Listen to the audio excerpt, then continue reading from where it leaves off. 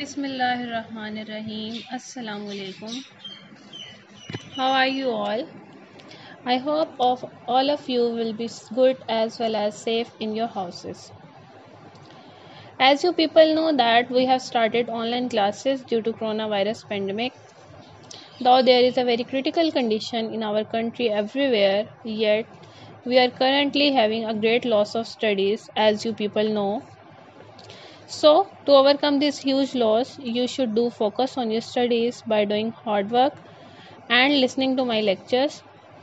अल्लाह ताला मुझे और आप सबको इस बीमारी से महफूज रखे, आमीन.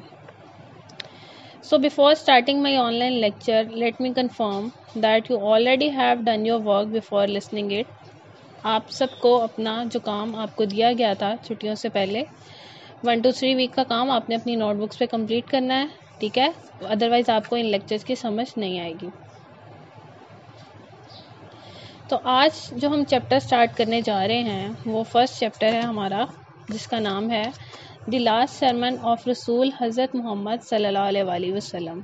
So now open your books, page number 1 and lesson number 1. आज की लेक्चर में हम देखेंगे जो हमने ट्रांसलेशन की है उसको हम ओवरव्यू करेंगे. हम देखेंगे कि ये खुतबा, जिसे खुतबा हुज्जतुल विदा भी कहा जाता है, आप सल्लल्लाहु अलैहि वसल्लम का आखिरी खुतबा था. और इस खुतबे में आप सल्लल्लाहु अलैहि वसल्लम ने अपने समाजी, माशरती, मुआशी और इन सब मामलात को बड़ी खूबसूरती के साथ बयान किया है. आप सल्लल्लाहु अलैहि वसल्लम ने बताया कि कोई भी एक दूसरे से बेहतर नहीं है, ना किसी काले को गोरे पर कोई फजीलत है, ना किसी गोरे को किसी काले पर फजीलत है. सब इस्लाम की नज़र में, आप सल्लल्लाहु अलैहि वसल्लम की नज़र में, अल्लाह ताला की नज़र में सब बराबर हैं. आप सल्लल्लाहु अलैहि वसल्लम ने हमें भाईचारे का दर्स दिया और मुख्तलिफ मिसालों के ज़रिए हमें समझाया कि किस तरह ज़माना जाहिलियत में लोग एक दूसरे पर फोकियत रखते थे, लेकिन इस्लाम ने इन सब चीज़ों का ख़ात्मा करके सबको एक ही मुकाम पर खड़ा कर दिया. आप सल्लल्लाहु अलैहि वसल्लम ने शोहर और बीवी के मामलात, बेटा और बाप के मामलात, माँ बाप के मामलात को बड़ी खूबसूरती के साथ बयान किया. सूद, कर्ज और माफ़ी के भी असबाब को उभारा. आप सल्लल्लाहु अलैहि वसल्लम ने नमाज के बारे में बताया, ज़कात के बारे में बताया और इन सब का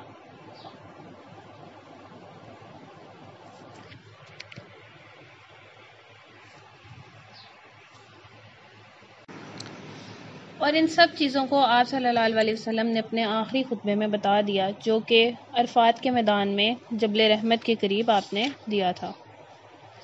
इस खुतबे को इस्लामी हकूक़ का आलमी मंशूर भी करार दिया जाता है. तो स्टूडेंट्स, ये हमारा पूरा तर्जुमा था जिसको हमने सम अप कर लिया है, जिसका हमने एक ओवरव्यू ले लिया है. हमें पता चल गया है क्योंकि हमने इसकी ट्रांसलेशन पहले ही याद कर ली हुई है और मैंने आपको रिटन फॉर्म में भी इसकी ट्रांसलेशन दे दी है, इसलिए आपको ये आराम से पता चल जाएगा, आसानी से पता चल जाएगा कि हमने इसको किस तरह से सम अप किया है. तो आपने इस पूरे चैप्टर की ट्रांसलेशन को ज़ुबानी याद करना है उर्दू में, ठीक है. और आपने क्या करना है कि आपने बामुहावरा तर्जुमा इसका करना है, आपने लफ्ज़ी तर्जुमा नहीं करना. तो अब हम अपनी एक्सरसाइज की तरफ जाएंगे और हम देखेंगे कि एक्सरसाइज में क्या क्या चीज़ें हैं. तो अब आप पेज नंबर 6 खोलेंगे.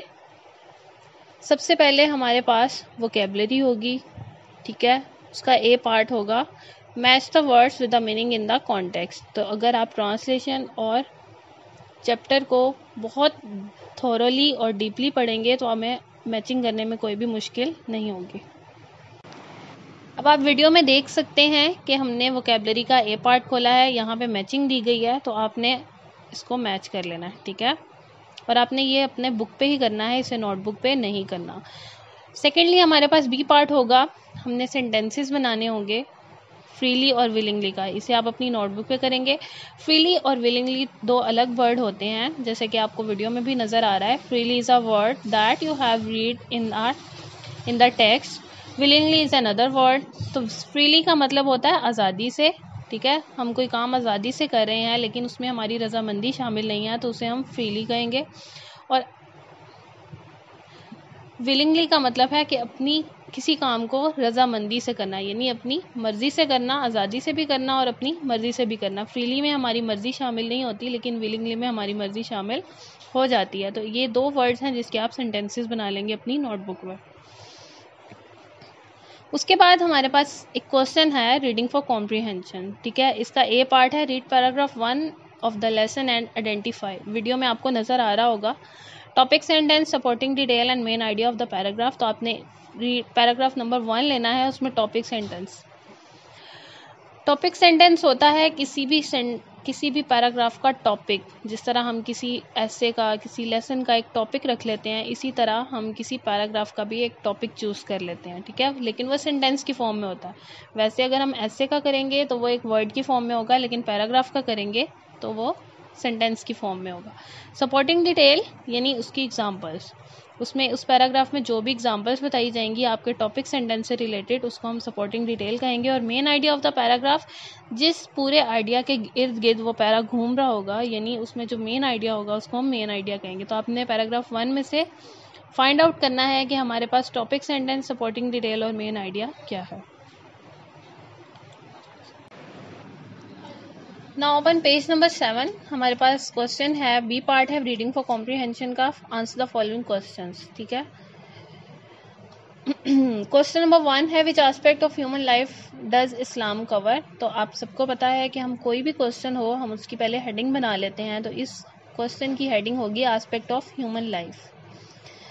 सो आंसर क्या होगा, ह्यूमन लाइफ के एस्पेक्ट कौन कौन से होते हैं। Islam covers all the aspects of human life. Islam जिंदगी के तमाम एस्पेक्ट को कवर करता है। It is not only a religion but also a complete code of life. ये सिर्फ एक मजहब नहीं है बल्कि ज़िंदगी का एक मुकम्मल ज़ाब्ता हयात है। क्वेश्चन नंबर 2 है, आप सब गौर से सुन रहे हैं ना। When and where was the last sermon delivered. आखिरी खुतबा कब और कहाँ दिया गया था। The last sermon was delivered on 9 Zilhaj 10 Hijri in the plain of Arafat near the hill named जबल रहमत। अरफात नामी पहाड़ी के पास जबल रहमत पे दिया गया था। अरफात के मैदान में जबल रहमत नामी पहाड़ी के करीब दिया गया था। Third question is why were the practices of the days of ignorance abolished. ज़माना जाहिलियत की रसूमात को क्यों ख़त्म कर दिया गया था। The practices of the days of ignorance were inhuman. ज़माना जाहिलियत की, जैसे कि आपको वीडियो में भी नज़र आ रहा है, तो आपने अच्छे से फोकस करना है इस पर। ज़माना जाहिलियत की रसूमात को इस वजह से ख़त्म कर दिया गया था क्योंकि वो गैर इंसानी थी। So they were abolished to improve the social, moral, personal and political life of the people। तो इस वजह से वो इंसानी, समाजी, अखलाकी और ज़ाती ज़िंदगी को मुतासिर करती थी। क्वेश्चन नंबर 4 है why should we treat human kindly. हमें औरत को आराम से, नरमी से क्यों पेश आना चाहिए। We should treat women kindly because they are our helpers. हमें औरत के साथ नरमी से पेश आना चाहिए क्योंकि वो हमारी मददगार हैं। And are not in a position to manage their affairs themselves. और वो इस पोजीशन में नहीं होती कि वो अपने मामलात को खुद देख सकें। इस वजह से हमें उसे आराम से, नरमी से पेश आना चाहिए। Important points of this sermon. The important points, question number 5 है important points of the last sermon क्या क्या थे। तो हम देखते हैं the important points of this sermon are. तो आपने कोई से भी लेसन में से, ज़रूरी नहीं है कि जो मैं पॉइंट्स आपको बता रही हूँ, क्योंकि हमारे लेसन में हमें बहुत सारे पॉइंट्स के बारे में बताया गया, तो मैं वो बताऊँगी जो मेन है, ठीक है। The important points of this sermon are as under. The most honoured amongst you is the one who is most God fearing. तुम्हारे दरमियान सबसे इज़्ज़त वाला वो है जो सबसे ज़्यादा खुदा से डरने वाला है। Every Muslim is a brother to every Muslim. हर मुसलमान दूसरे मुसलमान का भाई है। यूजरी इज़ फॉरबिडन। सूद को मना कर दिया गया। Treat women kindly. औरत के साथ नरमी से पेश आओ। Hold fast the book of Allah. Allah ताला की किताब को मजबूती से थाम लो। Repay dates. और अपने कर्ज को अदा कर दो। Now the 6th question is why is the last sermon called as the universal charter of human rights. तो हम देखते हैं कि उसको क्यों कहा गया। All the human rights has been mentioned in the last sermon. इंसानी ज़िंदगी के तमाम पहलुओं को इसमें बता दिया गया था। दैट इज़ वाई, इसीलिए इसको कहा जाता है इंसानी इखलाक का आलमी मंशूर। सो डियर स्टूडेंट्स, जैसा कि हमने क्वेश्चन आंसर्स को बड़े अच्छे तरीके से कर लिया है, तो उसके बाद हमारा सी पार्ट है fill in the blanks with suitable words given below. तो ये आपने जो फिल इन द ब्लैंक्स करनी है, ये भी आपने चैप्टर को बहुत थॉरली पढ़ना है, तो fill in the blanks fill करने में हमें कोई भी मुश्किल पेश नहीं आएगी, जैसा कि आपको वीडियो में दिखाया गया। Now turn the next page, page number 8। इसमें हमारे पास फर्स्ट क्वेश्चन है use of thesaurus. A thesaurus is a book containing synonyms of a word. जैसा कि हमें पता है थिजोरस क्या होती है। थिजोरस डिक्शनरी की तरह ही एक बुक होती है। इसमें सिनोनिम्स एक वर्ड के बताए जाते हैं। फॉर एग्जाम्पल ब्राइट, जैसे कि ब्राइट वर्ड है, उसके काफ़ी सारे सिनोनिम्स हो सकते हैं। Sparkling, brilliant, glittering, twinkling, as you see in the video. So आपने क्या काम करना है अपनी नोटबुक्स पे, use the thesaurus to write synonyms of the following words. आपने इस जो फॉलोइंग वर्ड्स आपको दिए गए हैं उसके सिनोनिम्स आपने अपनी नोटबुक्स पे लिखने हैं। आपने इनको खुद से फाइंड आउट करना है या आपने की को यूज़ करते हुए इनके मीनिंग्स को लिख लेना है। नेक्स्ट पोर्शन हमारे पास ग्रामर का है।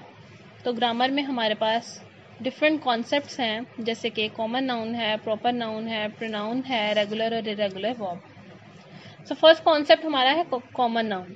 जैसे कि हमें पता है noun is a word that names a person, place, thing और idea.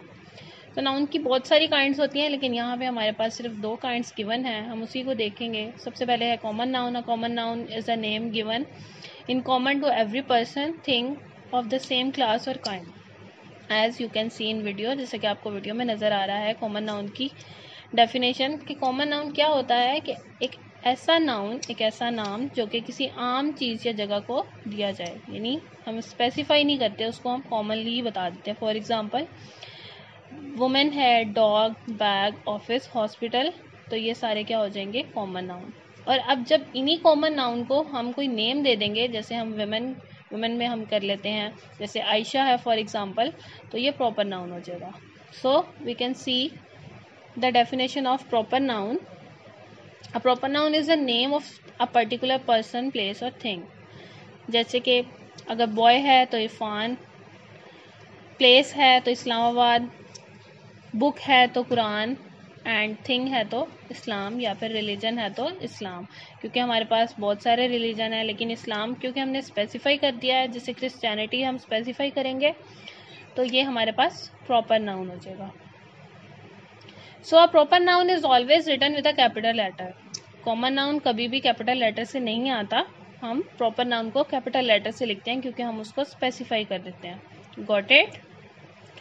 Read paragraph 3 to 5 of the lesson and make a list of common nouns. आपने पैराग्राफ नंबर 3 की रीडिंग करनी है और फिर आपने एक लिस्ट बना लेनी है कॉमन नाउन्स की। इसी तरह से read the paragraph of the lesson and make a list of proper nouns. Same paragraph की आपने रीडिंग करनी है और आपने कॉमन प्रॉपर नाउन्स की एक लिस्ट बना लेनी है। ठीक है, ये काम आपने अपनी नीट नोटबुक पे करना है, जिस तरह वीडियो में आपको नज़र आ जाएगा। जो काम आप बुक पे करेंगे उसके आगे बी लिखा होगा, जो काम आप नोटबुक पे करेंगे उसके आगे NB लिखा होगा, यानी notebook. Third concept we are going to read today is pronoun. So I already have told you that pronoun. What is a pronoun? A pronoun is a word used instead of a noun or a name to avoid repetition. कि pronoun हम क्यों use करते हैं? इस वजह से use करते हैं ताकि हमें बार बार नाउन को रिपीट ना करना पड़े, हम इस वजह से प्रोनाउन लगा देते हैं। अब पर्सनल प्रोनाउन, कुछ पर्सनल प्रोनाउन होते हैं, और जैसा कि मैंने आपको बताया है कि पर्सनल प्रोनाउन क्या होते हैं, जो हमारे पास 7 प्रोनाउंस होते हैं उन्हीं को हम पर्सनल प्रोनाउन भी कहते हैं। एग्जाम्पल हमारे पास गिवन है। अच्छा, एग्जाम्पल हमारे पास गिवन है Salim and Ajmal are neighbours. ठीक है, सलीम और अजमल नेबर्स हैं। तो अगर हम इसमें प्रोनाउन लगाना चाहें तो हम इसको किस तरह से करेंगे? सलीम एंड अजमल, क्योंकि 2 नाउन है और हमें पता है जब 2 नाउन जमा हो जाते हैं तो वो क्या बन जाते हैं? ज़्यादा हो जाते हैं। तो ज़्यादा नाउन की जब हम प्रोनाउन बनाएंगे तो हम उसमें ही नहीं लगाएंगे, हम शी नहीं लगाएंगे, हम इट नहीं लगा सकते, हम क्या लगा लेंगे? हम दे लगाएंगे। They are fast friends, everybody knows them. So pronoun can be use as subject as well as object. Pronoun को हम सब्जेक्ट के तौर पे भी यूज़ करते हैं और ऑब्जेक्ट के तौर पे भी। जब हम सब्जेक्ट के तौर पे यूज़ करेंगे तो सब्जेक्टिव प्रोनाउन यूज़ करेंगे, जैसे कि I, we, you, he, she, it, they. लेकिन जब हम एज एन ऑब्जेक्ट यूज़ करेंगे तो फिर हम ऑब्जेक्टिव प्रोनाउन यूज़ करेंगे, जैसे कि मी, देम, अस। ठीक है। Read the following and underline the pronoun. अब आपके पास एक एक्टिविटी है जिसमें से आपने क्या करना है, आपने प्रोनाउंस को अंडरलाइन कर लेना है। सो फर्स्ट आपके पास सेंटेंस है, he delivered his last sermon on 9 Zilhaj. Pronoun हमने पढ़ लिए हैं तो उसके अकॉर्डिंग आपने क्या करना है, आपने इनको अंडरलाइन कर लेना है जो भी इसमें प्रोनाउंस आ रहे हैं। Got it? Now turn the page, page number 10. Read each set of sentences and circle the pronoun in second sentence. Underline the noun or noun in the first sentence. First sentence में noun है और second में pronoun है। noun को आपने underline कर लेना है और pronoun को आपने encircle कर लेना है। So first example आपके पास given है और वो done भी है। The hearing aid is used for hearing. इसमें noun हमारे पास क्या है, hearing aid. It is use for hearing. अब हमने हेयरिंग एड की जगह इट लगा लिया है तो ये इसका प्रोनाउन हो जाएगा, तो इट को हमने इनसर्कल कर दिया है क्योंकि ये इसका प्रोनाउन है। Got it? Have you got the idea? If you have any queries you can ask me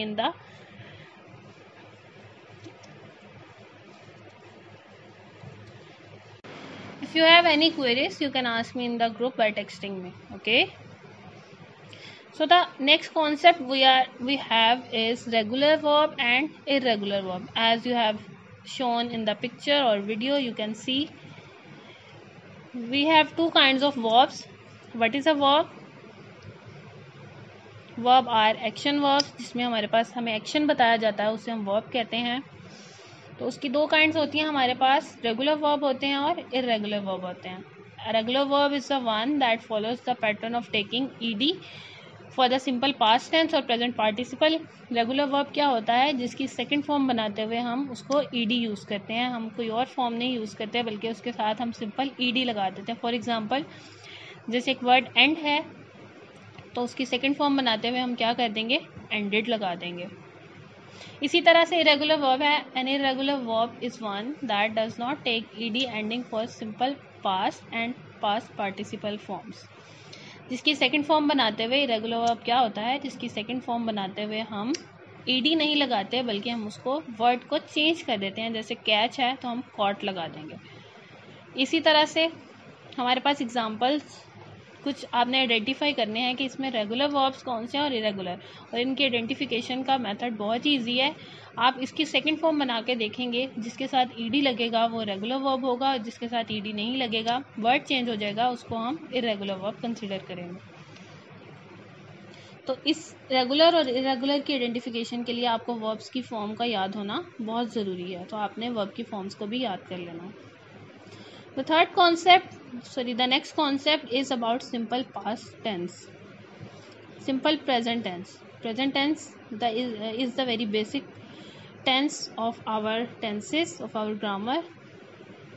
The simple present tense is used to express a habitual action. Present tense क्यों use किया जाता है? जो काम present में हो रहा होता है, जो काम हाल में हो रहा होता है, जो काम अभी हम कर रहे होते हैं, वो ऐसा काम जो हमारी हैबिट को शो करता है। जैसे हम सुबह उठते हैं, हम रोज़ उठते हैं, हम खाते हैं, पीते हैं, ठीक है, हम नमाज़ पढ़ते हैं, तो ये सारे काम हमारी हैबिट को शो करते हैं। तो ऐसा टेंस जो हमारी हैबिट को शो करे उसे हम क्या कहते हैं, उसे हम सिंपल प्रेजेंट टेंस कहते हैं। सिंपल प्रेजेंट टेंस को बनाते हुए हम क्या करते हैं, हम सब्जेक्ट के बाद वर्ब की फर्स्ट फॉर्म लगाते हैं, और अगर थर्ड पर्सन सिंगुलर हो, जैसे कि मैंने आपको प्रोनाउन के पर्सन्स के बारे में बताया है कि प्रोनाउन के 3 पर्सन्स होते हैं, तो अगर थर्ड पर्सन सिंगुलर हो तो हम क्या करते हैं, जैसे ही, शी, इट है तो उसके साथ हम एस का इजाफा करेंगे वर्ब के साथ, और अगर थर्ड पर्सन सिंगुलर नहीं है तो हम सिंपल वर्ब की फर्स्ट फॉर्म लगा देंगे। इसके बाद भी एक एक्टिविटी है जो कि आपने करनी है, fill in the blanks using simple present tense of the verb given in brackets. तो जैसे कि आप वीडियो में देख सकते हैं कि ये एक्टिविटी हमारे पास बुक पे गिवन है, तो हमने इसे बुक पे ही सॉल्व कर देना है। Got it?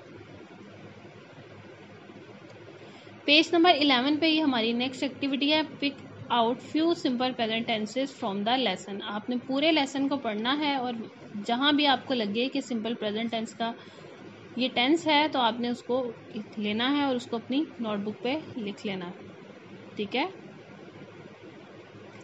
नेक्स्ट हमारे पास एक्टिविटी है पंक्चुएट द फॉलोइंग सेंटेंसेस। तो पंक्चुएशन के रूल्स हमने पढ़े हुए हैं। पंक्चुएशन के कुछ मार्क्स होते हैं, कुछ साइंस होते हैं, जिसके बारे में हम ऑलरेडी पढ़ चुके हैं और अभी हम सिर्फ उसको रिव्यू कर रहे हैं।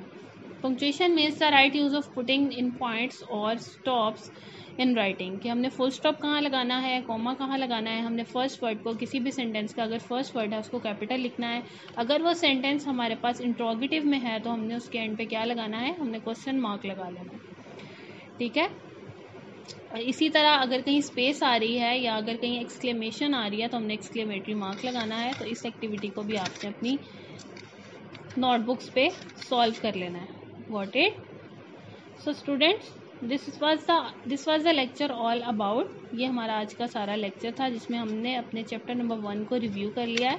आपने इसको अच्छे तरीके से याद करना है। इसके लास्ट पे, जैसे कि वीडियो में आपको नज़र आ रहा है, इसके लास्ट पे ग्लॉसरी है, तो ग्लॉसरी को आपने मिस नहीं करना है, इसको आपने याद कर लेना है, बिकॉज आपको पेपर में ये MCQs की फॉर्म में आएगी। तो इसको भी आपने अच्छे तरीके से याद कर लेना। तो स्टूडेंट्स, ये आज का हमारा रिव्यू लेक्चर था।